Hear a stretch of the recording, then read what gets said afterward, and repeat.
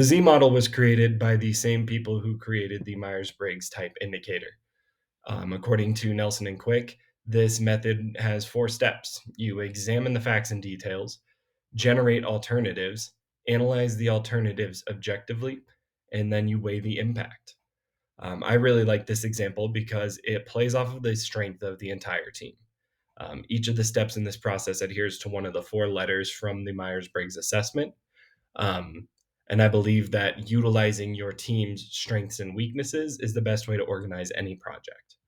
A team is only as strong as its weakest link.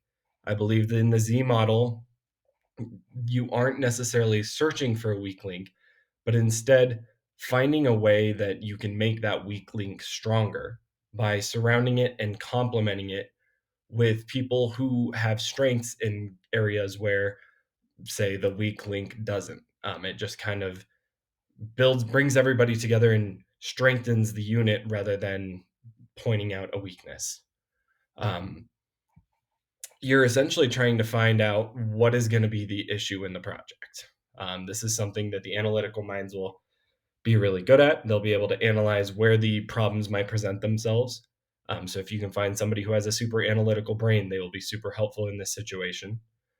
Then you will brainstorm the ideas, and that's kind of where the creative minds will come in, the people who have a lot of background and a lot of experience in conflict resolution. They can kind of come up with new ideas and try and solve the issue with a different type of idea.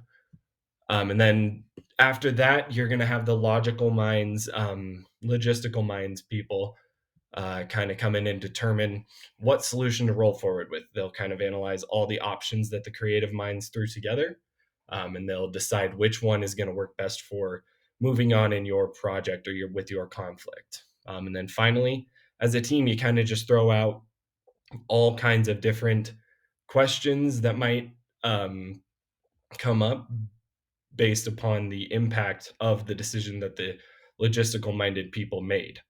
There's really a role for anybody in the Z model type. Years ago, I ran into a conflict with a coworker, my manager at Home Depot.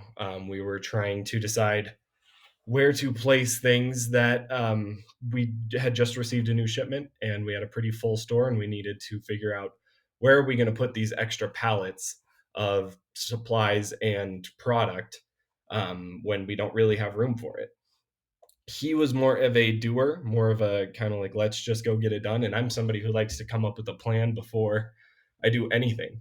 So we kind of clashed for a couple of weeks trying to utilize our own strengths instead of coming together as a team and realizing we have an analytical mind and then we have somebody who's going to go and get it done. So we finally got together. We planned out our plan for getting all of the product put out onto the shelves.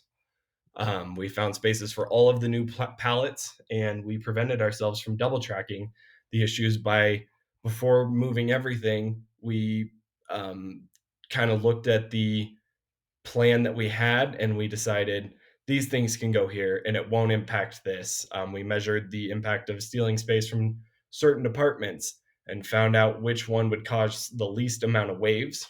And this solution very much so copies or mocks the Z model.